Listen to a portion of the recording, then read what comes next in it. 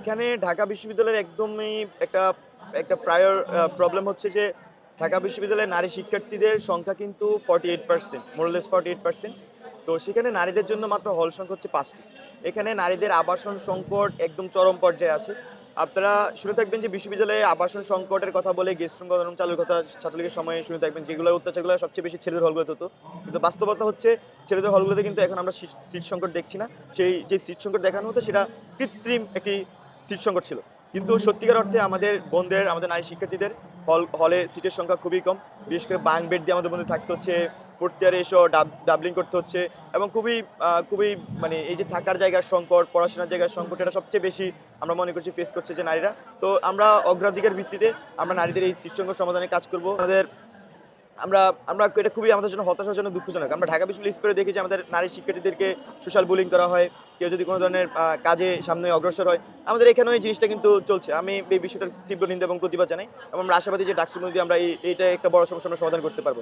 বিশেষ করে হলগুলোতে খুবই বাজে ধরনের খাবার সার্কুলেট করা হয় এবং দামের ন্যায্যতা নিয়েও প্রশ্ন আছে। এখানে বিগত সময়গুলোতে ছাত্রলীগ চাঁদাবাজি করতো, হলে ক্যান্টিন থেকে বিভিন্ন দোকানপাট থেকে চাঁদাবাজি করতো। এখন কিন্তু এই চাঁদাবাজিটা নাই। তবে আমরা এই বিষয়টাকে যদি আরও সুচারুরূপে সাজাতে চাই, শিক্ষার্থী ফ্রেন্ডলি করতে চাই, সেক্ষেত্রে আমাদের বিভিন্ন ছাত্র সংগঠন থেকে বিভিন্ন প্রস্তাবনা আছে, আমাদের নিজস্ব প্রস্তাবনা আছে। এখানে আপনার ফুড বুথ করা যেতে পারে।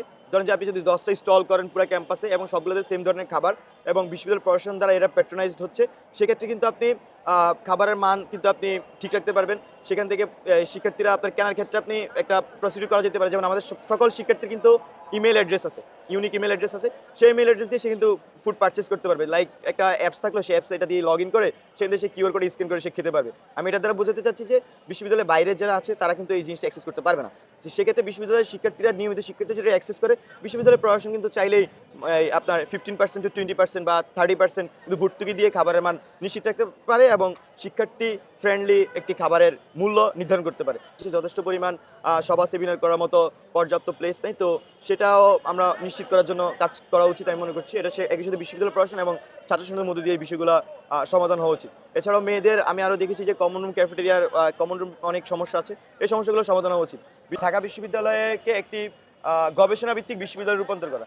আপনি দেখবেন যে ইন্ডিয়াতে জেএনইউ বিশ্ববিদ্যালয় আছে, এখানে কিন্তু এটা একটা গবেষণা ভিত্তিক বিশ্ববিদ্যালয়। সেখানে শিক্ষার্থী কিন্তু রাজনৈতিক চর্চা করছে, তারা কিন্তু তাদের সোশ্যালি কন্ট্রিবিউশন রাখছে, একই সাথে কিন্তু তারা গবেষণা করছে। মানে মনে করছি পার্সোনালি, বা আমরা আমাদের মনে করছি যে আমরা এই ঢাকা বিশ্ববিদ্যালয়কে খুব শীঘ্রই একটা গবেষণা ভিত্তিক বিশ্ববিদ্যালয় রূপান্তর করা প্রয়োজন।